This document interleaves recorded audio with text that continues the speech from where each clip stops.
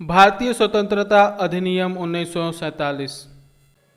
20 फरवरी 1947 को ब्रिटिश प्रधानमंत्री क्लीमेट एटली ने घोषणा की कि 30 जून 1947 को भारत में ब्रिटिश शासन समाप्त हो जाएगा। इसके बाद सत्ता उत्तरदायी भारतीयों के हाथ में सौंप दी जाएगी।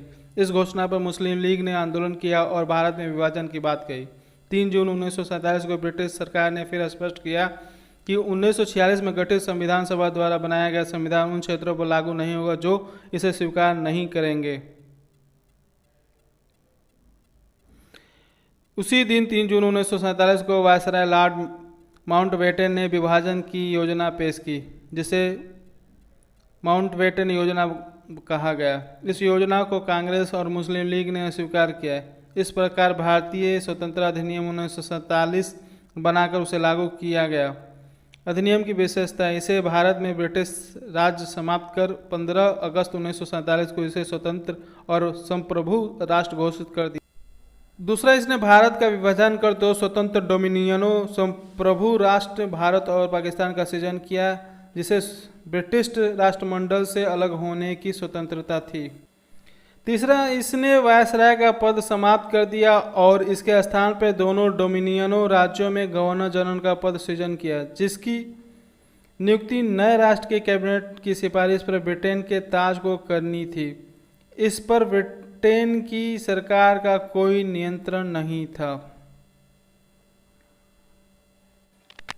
चौथा, इसने दोनों डोमिनियन राज्यों में संविधान सभाओं को अपने देश का संविधान बनाने और उसके लिए किसी भी देश के संविधान को अपनाने की शक्ति दी।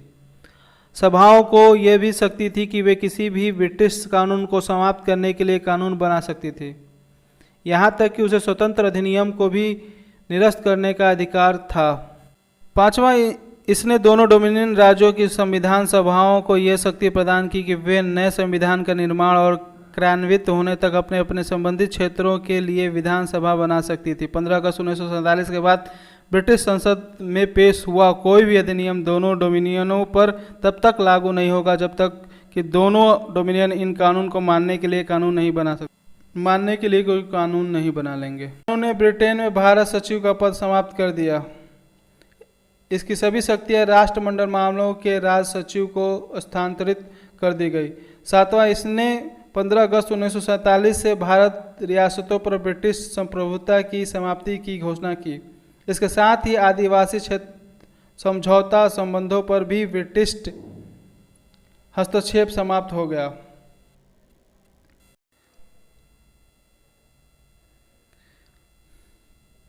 आठवां, इसने भारतीय रियासतों को यह स्वतंत्रता दी कि वे चाहे तो भारतीय डोमिनियन या पाकिस्तान डोमिनियन के साथ मिल सकती थी या स्वतंत्र रह सकती है।